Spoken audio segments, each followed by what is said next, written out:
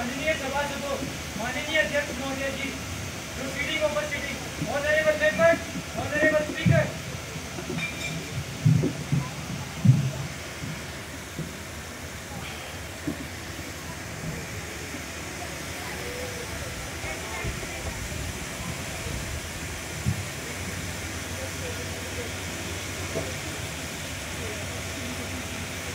Welcome to the 36th session of Youth Parliament, and I hope this session will be fruitful. Oath taking. Newly elected members will take oath or affirmation. Secretary General, please. Mr. Mayank, who stands elected from the Guwahati constituency of Assam, will now take oath or affirmation.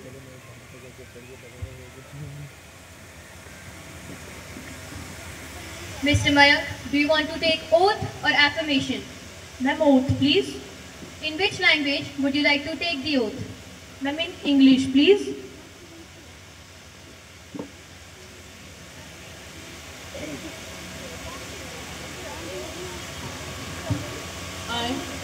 I, Mayank, having been elected a member of Youth Parliament, do swear in the name of God, solemnly affirm that I will bear true faith and allegiance to the Constitution of India as by law established, that I will uphold the sovereignty and integrity of India, and that I will faithfully discharge the duty upon which I am about to enter.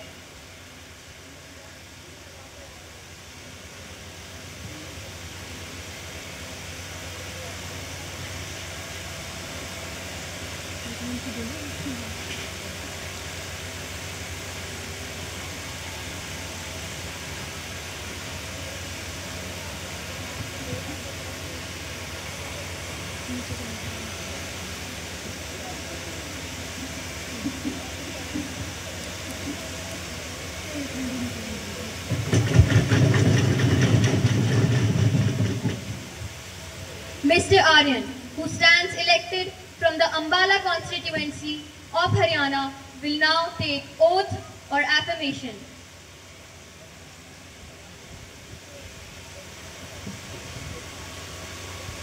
Mr. Aryan, do you want to take oath or affirmation? Ma'am, oath, please.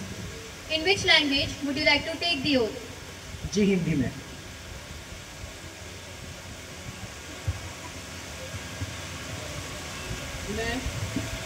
मैं आर्यन, जो युवा संसद की लोकसभा का सदस्य निर्वाचित हुआ हूँ, ईश्वर की शपथ लेता हूँ कि मैं विधि द्वारा स्थापित भारत के संविधान के प्रति निष्ठा रखूंगा, देश की प्रभुसत्ता और एकता को बनाए रखूंगा तथा जिस पद को मैं ग्रहण करने वाला हूँ उसके कर्तव्यों का सद्भावनापूर्वक निर्वहन करूंगा।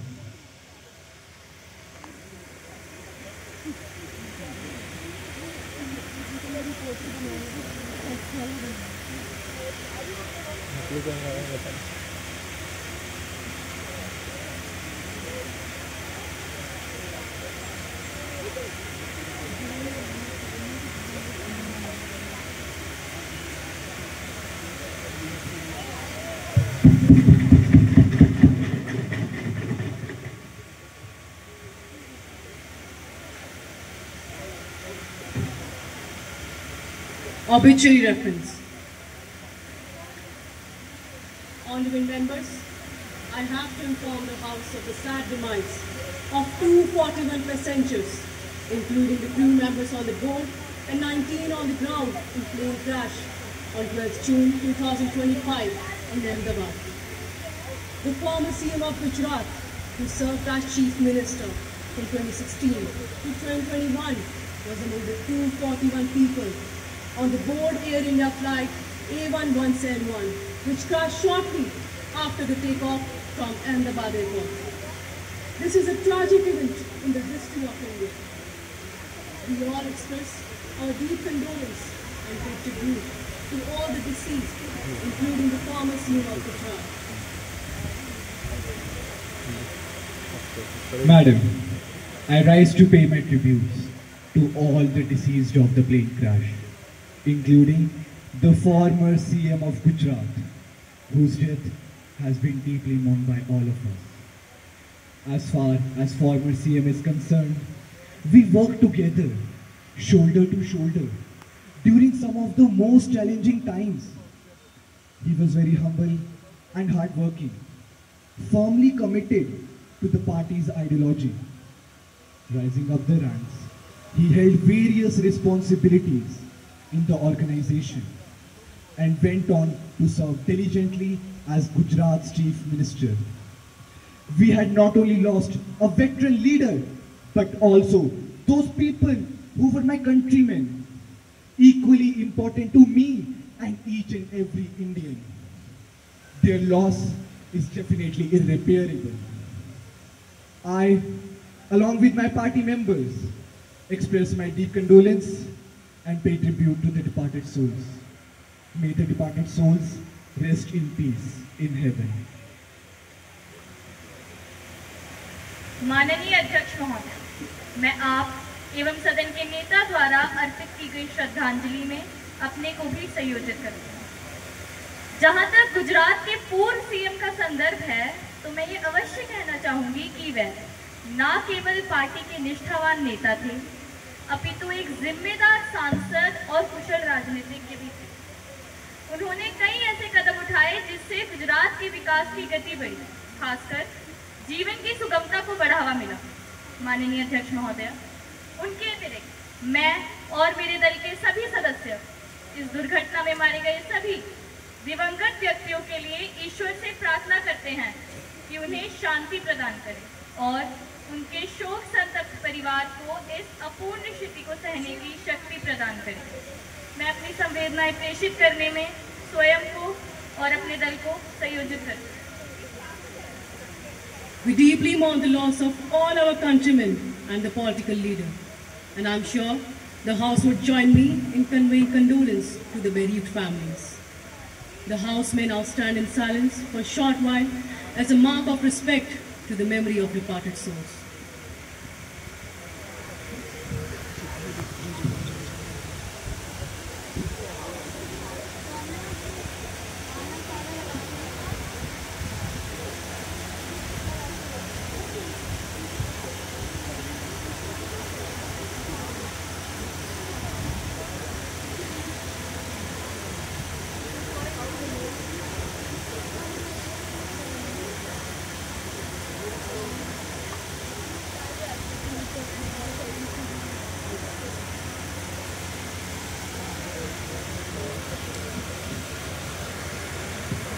Secretary General may convey the message of condolence to the bereaved families. Yes, ma'am. Introduction of new ministers. Prime Minister to introduce new ministers. Honorable Speaker, Madam, I have the pleasure in introducing to you and through you to the House, my colleagues, the new ministers. Mr. Shaurya, Minister of Travel and Tourism. Ms. Neha, Minister of Food and Civil Supplies.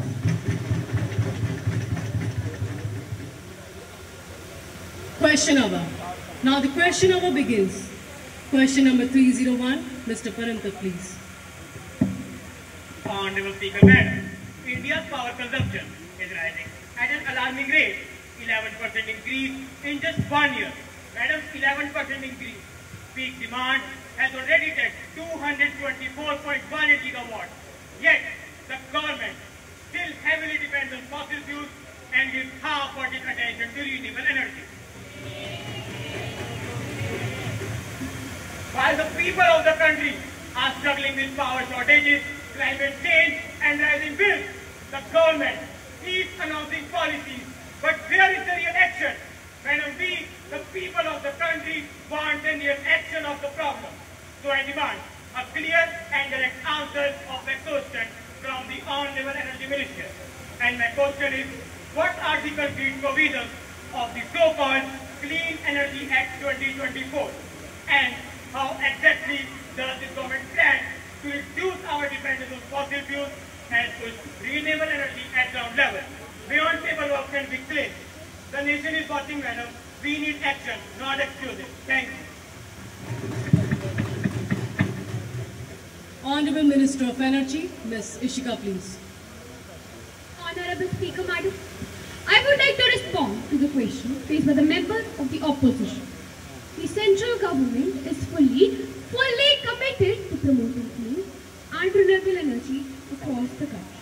In this direction, we have already notified the Electricity Rights of Consumers Rules 2020 on 31st December 2024. Under Rule 11 Part 4, clear provisions have been made for the installation of grid interactive rooftop solar PV systems. These rules ensure net metering for systems up to 10 kW and gross metering for systems above 10 kW.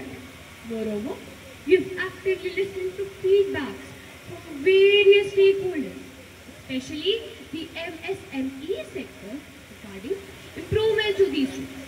After careful examination, the government has decided to introduce amendments to make these policies even more efficient and accessible.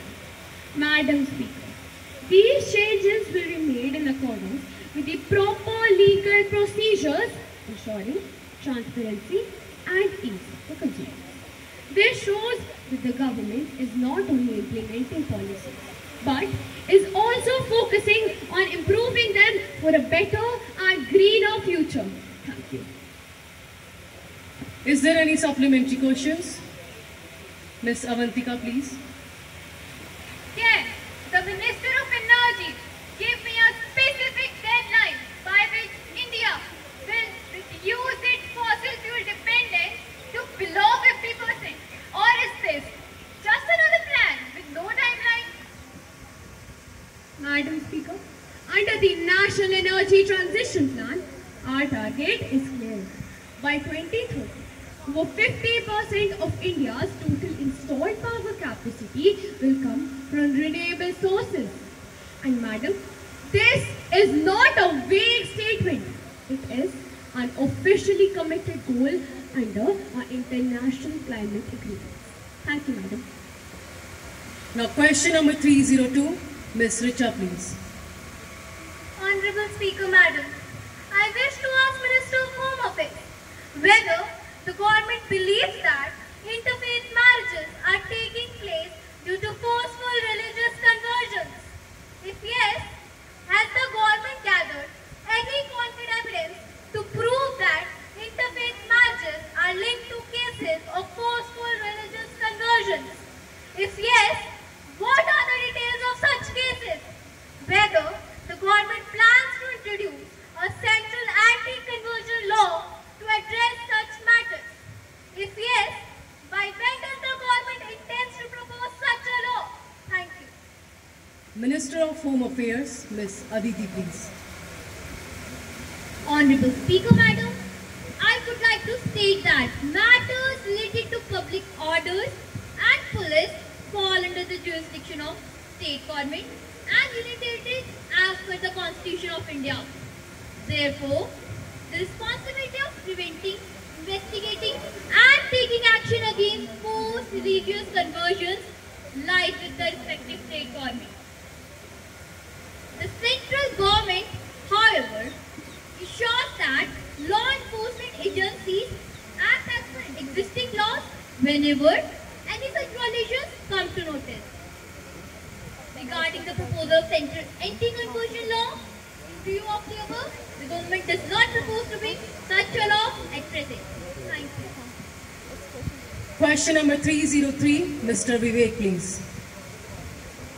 Ram Ram माननीय अध्यक्ष महोदय, ये विदेश मंत्रियों बताने की कृपया करेगा कि ये भारत का दौरा है, सार्वजनिक डोमेन में आधिकारिक राष्ट्रीय विदेश नीति के दस्तावेज मिले हैं।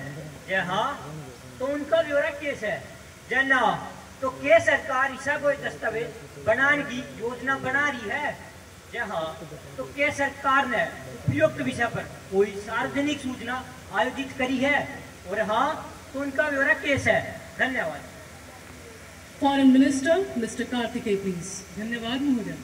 मैं इनके प्रश्नों का उत्तर देने से पहले भारतीय विदेश नीति पर एक विचार प्रस्तुत करना चाहूंगा कि राष्ट्रों के बीच संबंध, कहते हैं कि राष्ट्रों के बीच संबंध नीति का ये आधार है जनता के हित में हो जो वही तो सच्चा सार है।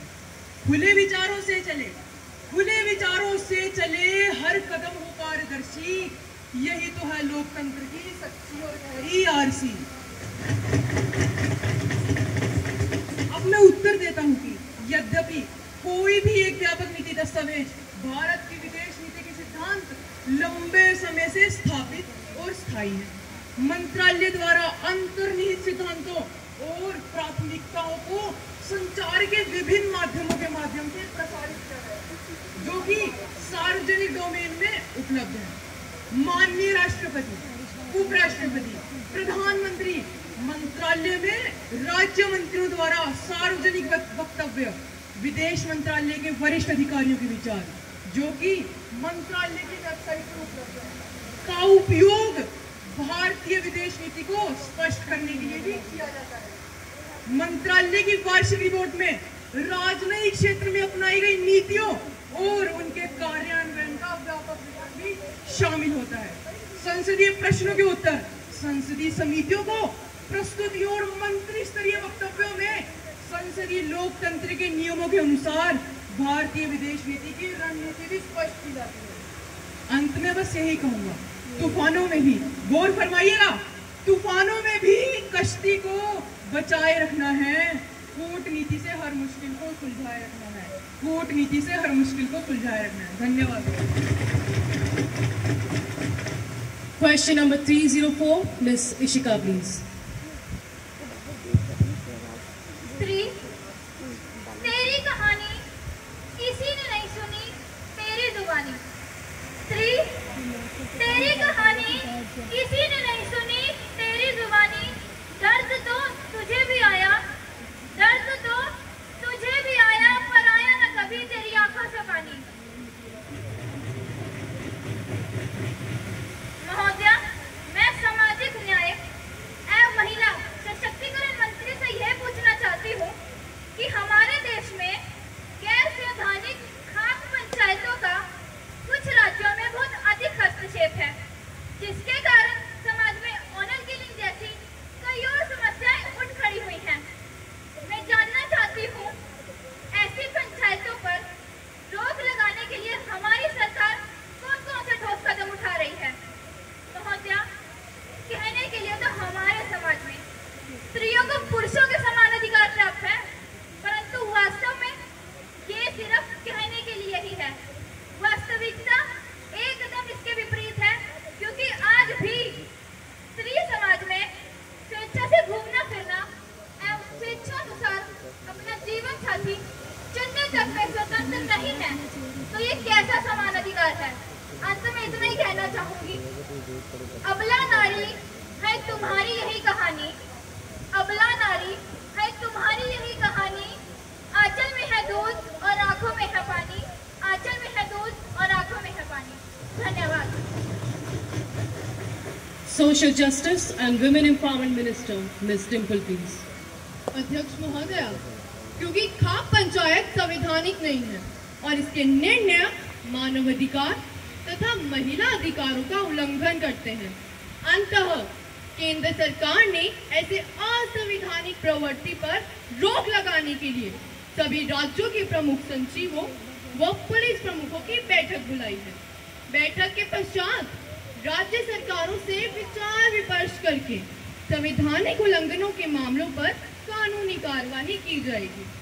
महोदया, सरकार को इस मामले में पूरी जानकारी है कि पश्चिम उत्तर प्रदेश व हरियाणा के कुछ इलाकों में खाप पंचायत द्वारा अपने तथा अपने परिवार के झूठे सम्मान के नाम पर अपने ही बच्चों की हत्या तथा महिलाओं के लिए कुछ असंवैधानिक निर्णय लिए जाते हैं, जैसे महिलाएं व लड़कियां घर से बाहर अकेले घूम फिर नहीं सकती तथा अपना जीवन साथी स्वयं नहीं चुन सकती।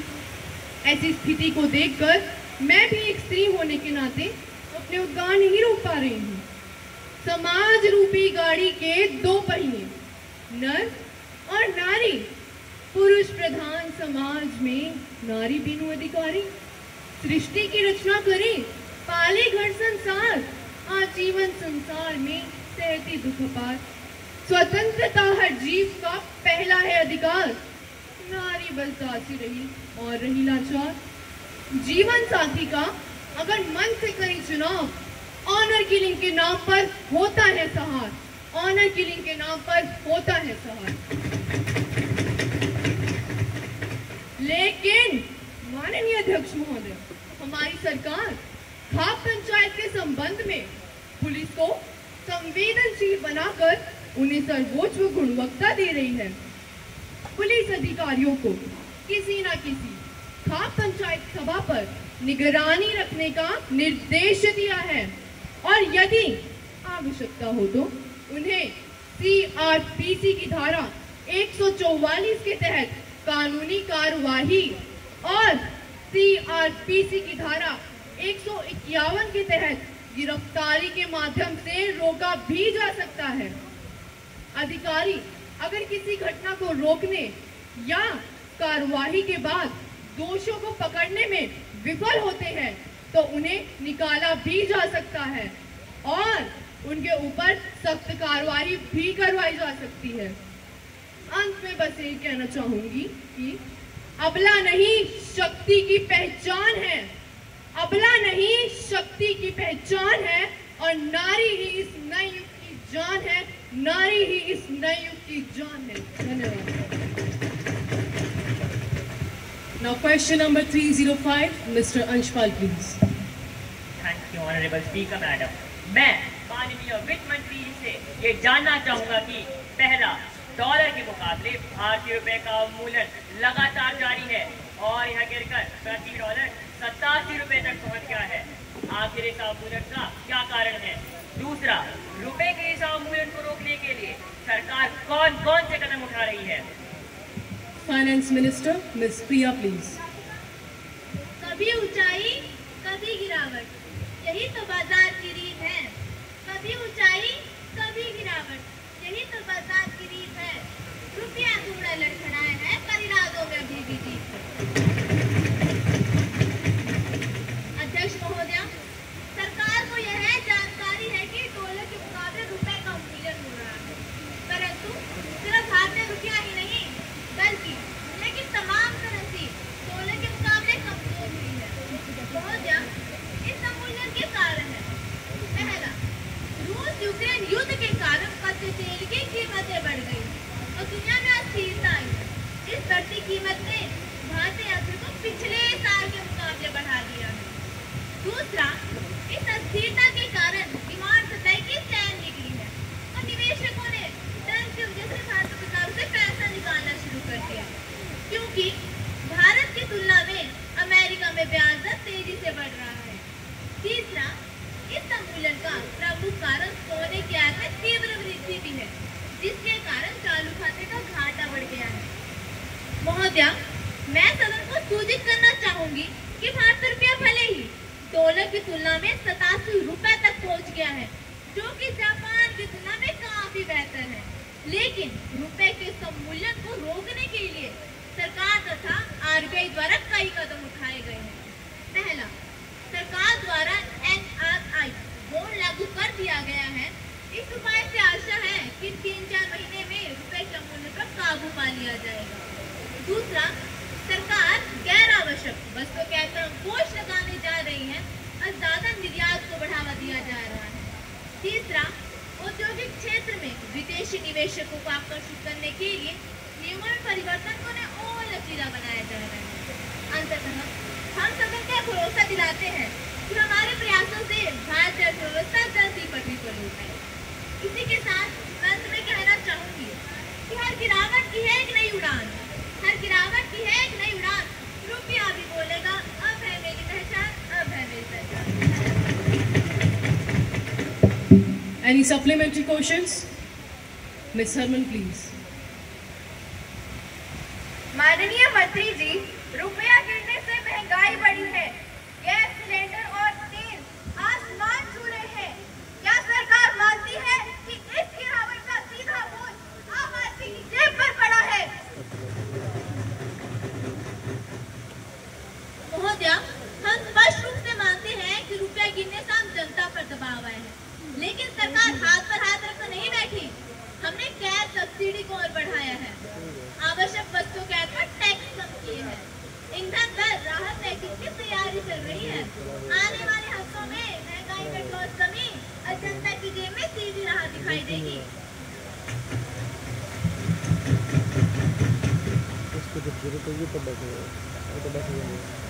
No more supplementary questions, please.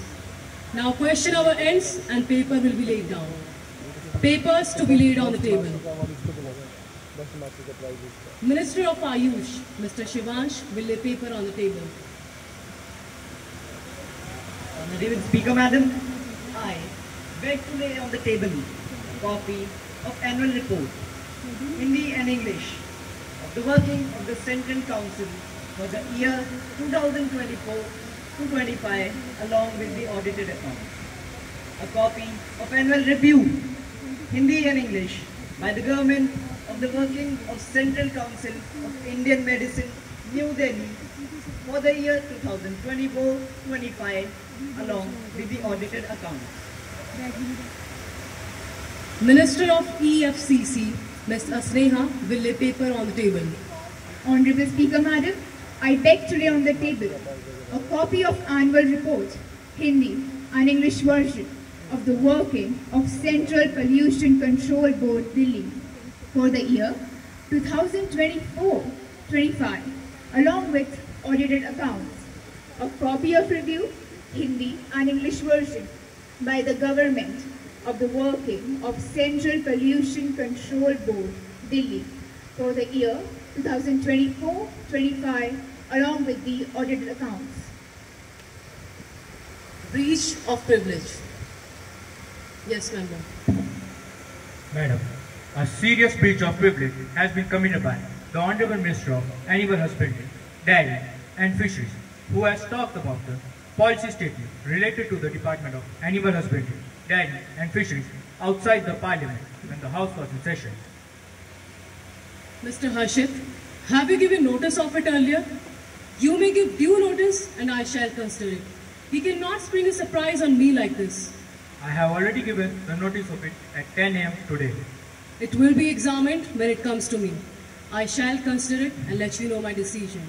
Now, papers to be laid on the table.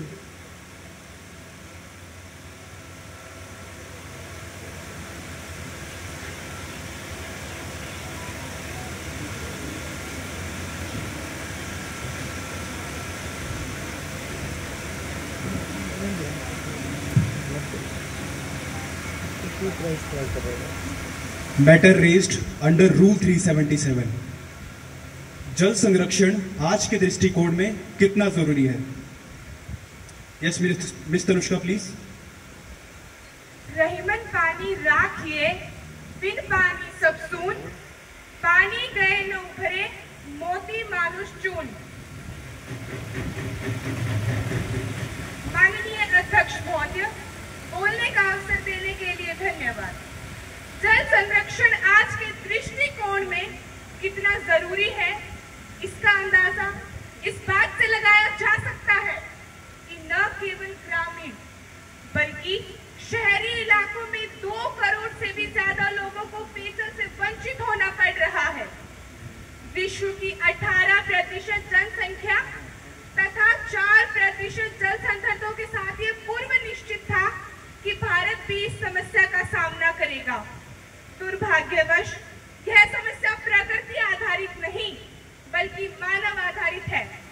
इन कारणों में संस्थानों का कुप्रबंधन, जल संरक्षण के लिए सरकारी नीतियों का अभाव, मानव निर्मित कचरा शामिल है। एक रिपोर्ट के अनुसार लगभग 76 मिलियन लोगों को शुद्ध पेयजल उपलब्ध नहीं है। वर्ष 2030 तक हमारी आवश्यकता 1500 बिलियन क्यूबिक मीटर हो जाएगी, जो बढ़ती जनसंख्या के लिए निश्चित रूप से अपर्याप्त होगी। निसंदेह भारत में औसत वार्षिक वर्षा 1170 मिलीमीटर है, किंतु उसे बचाने के लिए संस्थानों का अभाव, सरकारी नीतियों के लागू होने में देरी, बढ़ता जल प्रदूषण, बढ़ती जनसंख्या, लोगों में जल बचाने की संवेदनशीलता का अभाव ऐसे कारण है जो इस समस्या को निकट भविष्य में अधिक गंभीर बना देंगे। मैं जल संसाधन मंत्री से अनुरोध करती हूँ कि वे इस समस्या को गंभीरता से लें, नदी जल विवादों को जल्दी से जल्दी सुलझाएं, 6000 करोड़ रुपए वाली अटल भूजल योजना को आरंभ करें, हर शहर में वाटर हार्वेस्टिंग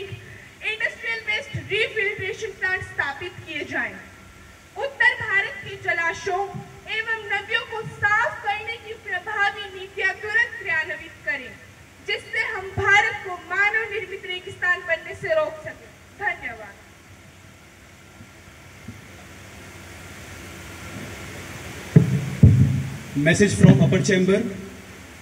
महासचिव युवा संसद की राज्यसभा से प्राप्त संदेश को पढ़ेंगे। श्रीमान, मुझे युवा संसद की राज्यसभा के महासचिव से प्राप्त निम्नलिखित संदेश की सूचना देनी है। युवा संसद को राज्यसभा की प्रक्रिया तथा कार्य संचालन विभाग के अनुसार मुझे रेलवे यात्री सुविधाएं सुधार विधेयक 2024 improvement of passengers facilities railway bill 2024 की प्रति सभा पटल पर रखने का निर्देश हुआ है, जो राज्यसभा द्वारा 5 फरवरी 2024 को हुई बैठक में पारित किया गया था। महासचिव, राज्यसभा द्वारा पारित किए गए विधेयक की प्रति सभा पटल पर रखेंगे। महोदय, मैं राज्यसभा द्वारा पारित किए गए रेलवे यात्री सुविधाएं सुधार विधेयक 2024 की एक प्रति सभा पटल पर रखती हूँ। Welcome to the Australian Parliamentary Delegation. Honorable members, I have to make an announcement on behalf of honorable members of the House and my own behalf. I have great pleasure in extending our warm welcome to Mr. Stephen Francis, Speaker of the Parliament, and the honorable members of the Australian Parliament delegation, who are on a visit to India as our honoured guest. The honourable members of the delegation are Miss Annie, Member and Deputy Speaker, Miss Emily, Member. It is a very high-powered delegation. It arrived here our day before. They are now seated in a special box. We wish them a happy and fruitful stay in our country. We also convey our warm greetings and the very best wishes through them to the Prime Minister of Australia.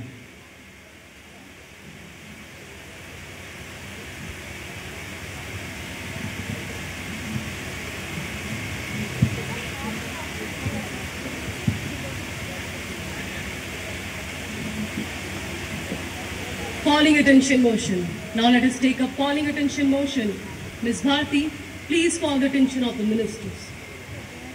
माननीय अध्यक्ष महोदय, मैं सदन का ध्यान हाल ही में हुई राजेंद्र नगर की घटना की ओर दिलाना चाहती हूँ, जहां IAS की तैयारी कर रहे 3 छात्रों की महोदया 3 छात्रों की मौत हो जाती है।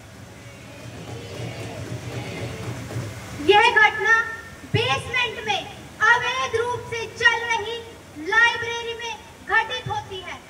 महोदया, मैं सरकार से जानना चाहती हूँ कि इन 3 निर्दोष छात्रों को न्याय दिलाने के लिए सरकार क्या कर रही है और साथ ही में भविष्य में ऐसी घटना ना हो, इसे रोकने के लिए सरकार क्या कदम उठा रही है। Honorable members, be seated and maintain the decorum of the House. धन्यवाद। Ms. Anokhi, please. माननीय अध्यक्ष महोदया, सदन में उपस्थित सभी माननीय सदस्य, हमें पता है कि हाल ही में हुई राजेंद्र नगर में दुखद घटना ने सभी को प्रभावित किया है। मैं भी सहमत हूँ, लेकिन ऐसा नहीं है कि हमारी सरकार ने इस मामले में कोई कदम नहीं उठाया। हमने इस मामले की जांच के लिए 5 सदस्यों की समिति को गठन किया है। इसमें सुप्रीम कोर्ट के रिटायर्ड जज और विपक्ष से भी एक सदस्य है। माननीय महोदया, ऐसी समस्या भविष्य में ना हो, इसके लिए हमें समस्या की जड़ को ही खत्म करना होगा। आखिर ऐसी क्या वजह है कि देश में कोचिंग संस्थानों की भरमार है, चाहे वह पेपर लीक की समस्या हो या फिर राजेंद्र नगर जैसी घटना या फिर छात्रों की आत्महत्या का मामला हो। हर जगह जो चेहरे सामने आते हैं वह कोचिंग संस्थानों का होता है। माननीय महोदया, इस दिशा में हमारी सरकार काफी गंभीर है। छात्रों के स्वर्णिम एवं उज्जवल भविष्य के लिए हम राष्ट्रीय शिक्षा नीति लाए हैं। और छात्रों के भविष्य से खिलवाड़ ना हो, इसीलिए हमारी सरकार कोचिंग संस्थानों की पारदर्शिता और निगरानी को बढ़ावा दे रही है, जिसमें नियमित निरीक्षण और मानक अनुपालन की समीक्षा शामिल है। माननीय महोदया, एक के बाद एक पेपर लीक की खबरें देश के विभिन्न हिस्सों से आती रही हैं। इसका परिणाम बच्चों को भुगतना पड़ता है। कुछ लोग पैसों की लालच में आकर बच्चों के भविष्य के साथ खिलवाड़ करते हैं, जो बच्चों और उनके माता पिता के लिए तनाव का कारण बन जाता है। ऐसे अपराधियों के लिए अभी तक सजा का कोई प्रावधान नहीं था। हमारे देश में छात्र छात्राएं हमारा साझा धरोहर है, उनका विकास और कल्याण हमारा साझा उद्देश्य है। धन्यवाद महोदय। Legislative business. Honorable Minister of Labour to introduce the bill. Honorable Speaker Madam, I beg to move for a leave to introduce a bill further to amend Employees Provident Fund and Miscellaneous Provision Act 1952 and Bharatiya Nyaya Sanhita BNS 2023. Thank you. The question is that leave be granted to introduce a bill further to amend Employees Provident Funds and Miscellaneous Provision Act 1952 and Bharatiya Nyaya Sanhita BNS 2023. Those who are in favor may say aye. Aye. Those who are against may say no. I think the ayes have it, the ayes have it, the ayes have it. Leave is granted. Madam Speaker, I introduce the bill. Bill for consideration. Now the House will take up consideration to the National Sports Development Bill 2025 that already has been introduced in the last session. Sports Minister, Ms. Bhavya, please. National Sport Development Bill 2025. धूप में निकलो घटाओ में नहा कर देखो, धूप में निकलो घटाओ में नहा कर देखो, जिंदगी क्या है किताबों को हटा कर देखो. I have great pleasure and privilege to take up consideration on National Sport Development Bill 2025. This will be a milestone and a new chapter in the history of sports and games. Very purpose of this bill is to provide for development of sports in India, coordination of national teams for participation in international events, fair and transparent functioning of autonomous sports bodies, and welfare measure for sports persons. Promote ethical practices in sports, including elimination of doping practices, fraud of age, and sexual harassment of women in sports. To constitute and establish a sport dispute settlement and appellate tribunal to hear appeals and educate disputes related to sports and matter connected therewith or incidental thereto. Madam, further bill will be conveyed by my fellow members. माननीय अध्यक्ष महोदय, मैं हमारे देश के खिलाड़ियों को प्रोत्साहन देते हुए कुछ शब्द कहना चाहूंगी कि मंजिल उन्हीं को मिलती है जिनके सपनों में जान होती है, मंजिल उन्हीं को मिलती है जिनके सपनों में जान होती है, पंख से कुछ नहीं होता, हौसलों से उड़ान होती है. Madam, and with this, I would like to introduce to you the salient features and provisions of this bill, which is as follows. Firstly, the National Olympic Committee and the National Sports India in International Federation shall comply with the provisions of this Act while athletic competitions selecting national team or individual athlete who represent India in international athletic competition. Secondly, the central government may, by rule, provide for such measures as may be needed for promotion and development of the sports and welfare of sports persons, including elimination of unethical practices in sports. Lastly, holding preparatory coaching camps for national team or individual athlete for core probable approved by the central government. Undertake measures to promote drug-free sports and eliminate fraud of age, gender discrimination and sexual harassment of women in sports, and make recommendations to the central government in consultation with the National Sports Federation from time to time for promotion and development of sports.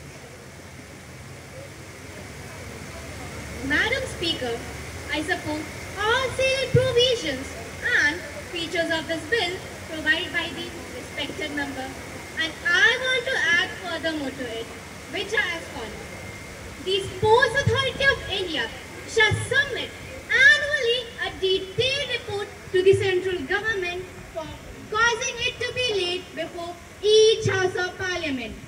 Every report under subsection shall contain an audited annual financial statement, a comprehensive report of activities and achievements against its approved annual plan, measures taken for course development, measures taken to promote indigenous sports, measures taken to create facilities for training of elite athletes, details of coaching camps held for preparation of national teams, performance of the activities by the Sports Authority of India, including training of athletes and their inclusion in national teams, and details of suitable employment opportunities provided to sport persons relinquishing the charges as a minister or retirement, or relinquishing of the charges by the officials as the case may be. At last, I would like to say that with every move we shape a stronger nation. This bill is a step towards sports transformation.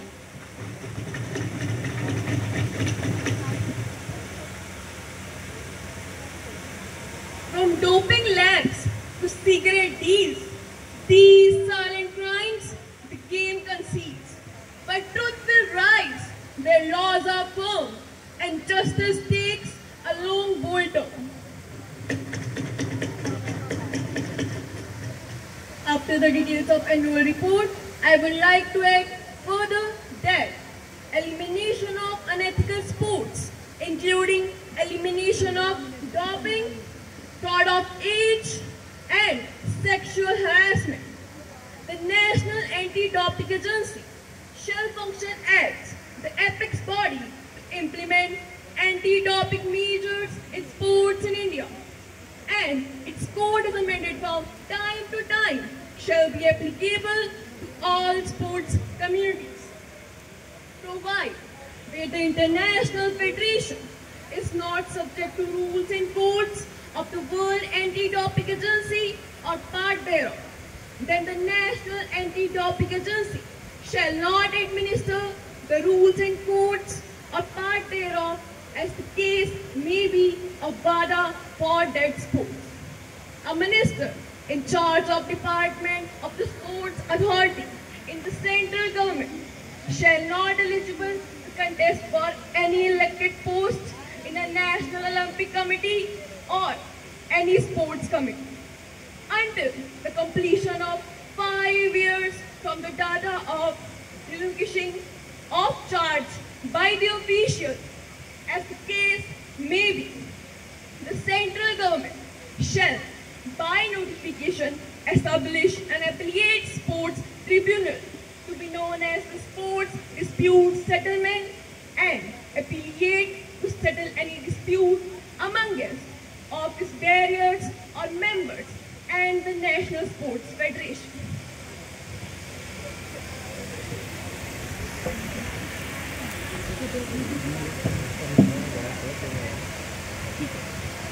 Madam Speaker, I am confident that all the honourable members of this House, irrespective of party affiliation, will welcome the bill wholeheartedly and through. It will put forward the sport by eradicating the problems in arena of sports. I now move that the National Sport Development Bill 2025 be taken into consideration. Motion moved. Ruling party, what's your opinion on this? Sushri Riya Anand, कृपया. माननीय अध्यक्ष महोदय, मैं इस bill का पूर्ण समर्थन करती हूँ क्योंकि मुझे विश्वास है इसके माध्यम से हमारे देश का खेल क्षेत्र अधिक संगठित, पारदर्शी एवं न्यायपूर्ण बन सकेगा, जो हमारे देश के लिए एक अत्यंत ही गौरव की बात है। सबसे पहले राष्ट्रीय स्तर की टीमों को अंतर्राष्ट्रीय मंच पर उत्कृष्ट प्रदर्शन करने के लिए उच्च गुणवत्ता वाले प्रशिक्षकों की आवश्यकता होती है और ये विधेयक इस आवश्यकता को पूरा करता है, जिससे हमारे देश की खिलाड़ियों की प्रतिभा को सही दिशा एवं मार्गदर्शन मिल सकेगा। दूसरा, खेलों में उत्पन्न किसी भी प्रकार के विवादों के शीघ्र और निष्पक्ष समाधान के लिए एपीलेट स्पोर्ट्स ट्रिब्यूनल की स्थापना एक अत्यंत ही सराहनीय पहल है। यह न्यायिक निकाय कोचों, खिलाड़ियों एवं संगठनों के बीच उत्पन्न किसी भी प्रकार के मतभेद को समयबद्ध तरीके से सुलझा सकेगा। तीसरा, खेल संघों में हो रही पैसों की गड़बड़ियों पर रोक लगाने के लिए सरकार ने उनके बजट का अंकेक्षण अनिवार्य कर दिया गया है, जिससे खेलों में खर्चों पे होने वाली गड़बड़ियों पर रोक लगाया जा सकेगा, जो लंबे समय से चिंता का विषय भी रहा है महोदया जी। अंत में यह विधेयक खिलाड़ियों को ड्रग फ्री बनाए रखने के प्रयासों को सशक्त करता है एवं आयु या लिंग के आधार पर होने वाले किसी भी प्रकार के भेदभाव को समाप्त करने की ओर एक ठोस कदम लेता है। इन सभी कारणों से मैं इस विधेयक का पूरे जोर से समर्थन करती हूँ और आशा करती हूँ इसके माध्यम से हमारे देश का खेल क्षेत्र अधिक संगठित, पारदर्शी एवं समावेशी बन सकेगा। अंत में कहना चाहूंगी कि खेल हो ऐसा जहाँ ना हो कोई डर, खेल हो ऐसा जहाँ ना हो कोई डर, हर खिलाड़ी को मिले उसका हक और अवसर, ना हो कोई पक्षपात, ना हो कोई चाल, ना हो कोई पक्षपात, ना हो कोई चाल, सच और मेहनत से मिले हर खिताब और ताज, सच और मेहनत से मिले हर खिताब और ताज। धन्यवाद। Ms. Komal Rathore, please. Every drop of sweat writes a story on the ground. Champions are made where no excuses are found. Madam Speaker, I strongly favor this bill for the development of sports activity in our country due to the reasons as follows. Firstly, since it has provision to promote the sportsman to win the medals in international games and in Olympics as well. This bill will help to control the use of unfair practices and drugs which is used by some sportsmen. This bill will help to eradicate the political influence over the game. Lastly, this bill plays an important role in the selection of players and it leads on the basis of their performances and hard work. So, I wholeheartedly favor this bill. विपक्ष दल से सुश्री अक्षता, कृपया. सियासत के हाथों में जब खेल की दौर आई, गौर कीजिएगा, सियासत के हाथों में जब खेल की दौर आई तो मैदान से मेहनत और मन से सच्चाई गई। माफ कीजिएगा माननीय अध्यक्ष महोदय, पर मैं इस बिल का विरोध करती हूँ क्योंकि राष्ट्रीय स्तर पर परीक्षण तथा परीक्षक मिलने के बावजूद भी हमारे खिलाड़ी तथा एथलीट ओलंपिक में अपना अच्छा प्रदर्शन नहीं दे पा रहे हैं, तो क्या वे इस बिल के पास हो जाने से अपना अच्छा प्रदर्शन दे पाएंगे? यदि नहीं, तो इस बिल के पास हो जाने का कोई लाभ नहीं है। क्या इस बिल के पास हो जाने से आयु, लिंग के आधार पर जो भेदभाव होते हैं और महिला खिलाड़ी का शोषण होता है, क्या यह रुक पाएगा?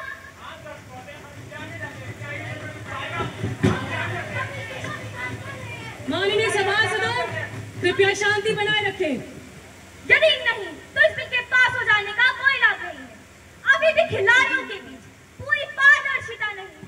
राष्ट्रीय और अंतर्राष्ट्रीय स्तर पर खिलाड़ियों के चयन में भाई भतीजावाद एवं क्षेत्रवाद का बोलबाला है। क्या इसको रोकने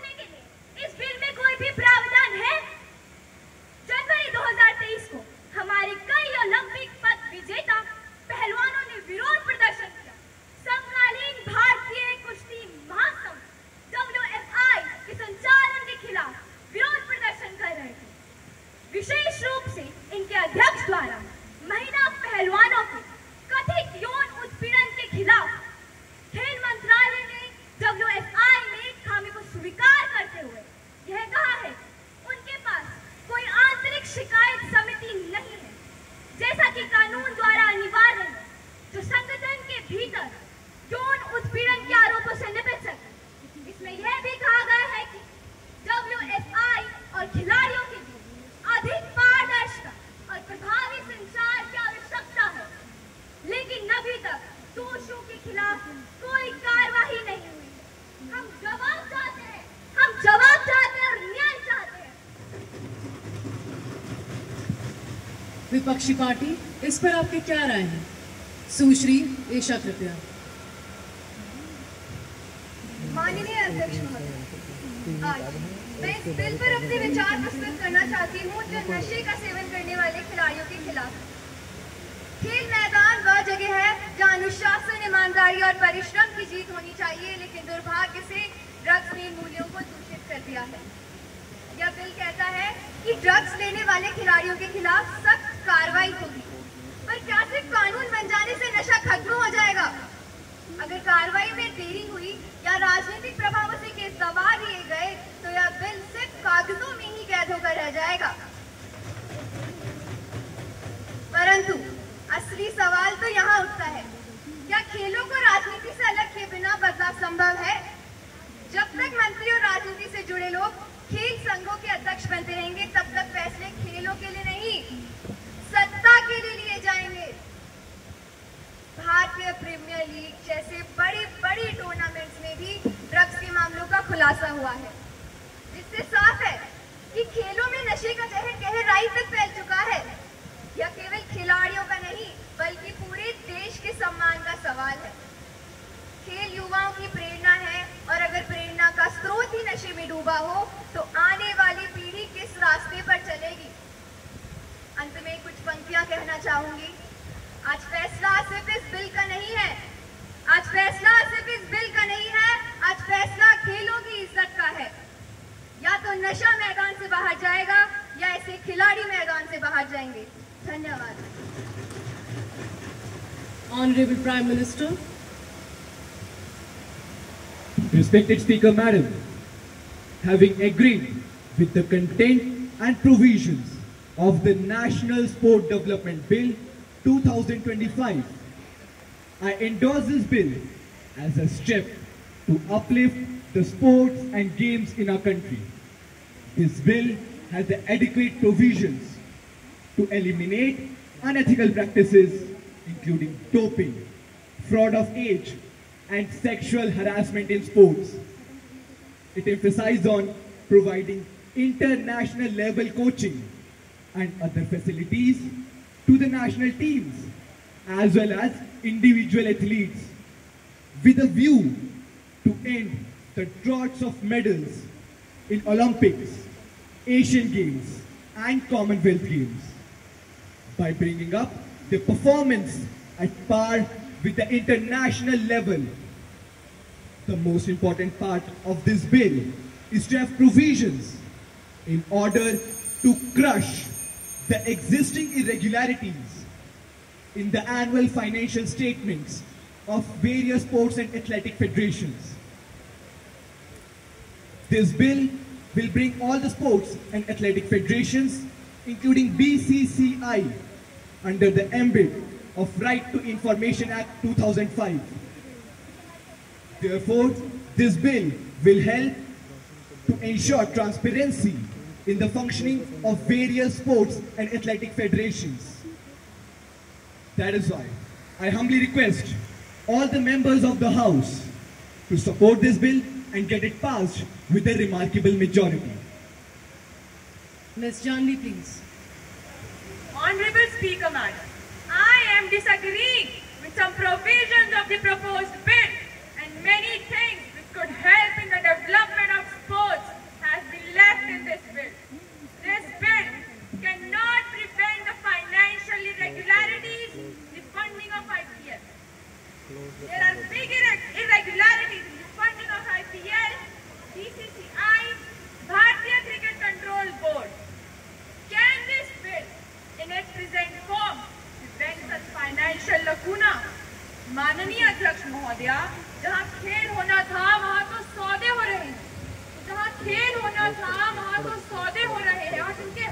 कोई न्याय हाँ वही गलत फैसले दे रहे हैं।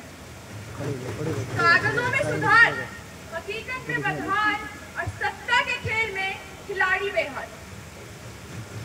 यही हमारे खेल जगत की सच्चाई है जिसे बदलना अत्यावश्यक है।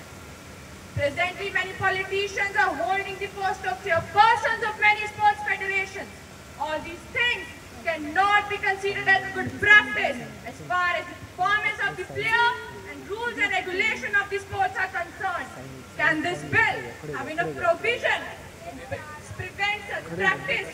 That's why, once again, madam, I express my unsatisfaction with this. Thank you. माननीय खेल व युवा मामलों के मंत्री जी कृपया। माननीय अध्यक्ष महोदय, मैंने माननीय सदस्य द्वारा इस बिल के संबंध में व्यक्त की गई आपत्तियों और संदेहों को ध्यानपूर्वक सुना था। मैं आपके माध्यम से सभी सम्माननीय सदस्यों को ये आश्वस्त करती हूँ कि यह बिल इन सभी आपत्तियों और संदेहों का निराकरण करेगा। जैसे कि इस बिल में वित्तीय अनियमितताओं को रोकने के लिए खेल संघों के बजट का अंकेक्षण करने सहित पर्याप्त प्रावधान है। यह बिल मंत्रियों को खेल संघों में पद धारण करने से रोकने के लिए कारगर होगा। यह बिल हमारे खिलाड़ियों के प्रदर्शन सुधारने, शक्तिवर्धक दवाओं के सेवन पर रोक सहित अन्य सभी मुद्दों पर हमारी अपेक्षाओं के अनुरूप खरा उतरेगा। खेल संघों के बजट तथा कार्य प्रणाली में पारदर्शिता लाने के लिए बीसीसीआई सहित सभी खेल संघों को सूचना के अधिकार 2005 के अंतर्गत लाने का प्रावधान भी इस बिल में है। 2023 में WFI में हमारे ओलंपिक पदक विजेताओं को जो अपमान और मानसिक यातना का सामना करना पड़ा, इन जैसी घटनाओं को इस बिल के तहत अपराध की श्रेणी में रखा गया तथा उक्त घटना में संलिप्त पाए जाने वाले व्यक्ति के लिए कठोर सजा का प्रावधान भी इस बिल में है। अतः मेरा सभी माननीयों से निवेदन है कि इस बिल का तहे दिल से स्वागत करते हुए सदन में से प्रचंड बहुमत से पारित करवाएं। धन्यवाद। The question is that the bill to improve performance of our players and develop sports in our country at par with international standards be taken into consideration. Those who are in favor may say aye. Aye. Those who are against may say no. I think the ayes have it, the ayes have it, the ayes have it. The motion is adopted. Clause by clause consideration. Now the question is that clause 2 to 7 stand part of the bill. Those who are in favor may say aye. Aye. Those who are against may say no. I think the ayes have it, the ayes have it, the ayes have it. The motion is adopted. Clause 2 to 7 stand part of the bill. Minister for Sports and Youth Affairs, please. Madam, I move the bill to be passed. Motion moved that the bill is passed. Those who are in favor may say aye. Aye. Those who are against may say no. I think the ayes have it, the ayes have it, the ayes have it. Motion is adopted and the bill is passed. Now House is adjourned to meet again on 20th August 2025 at 11 a.m.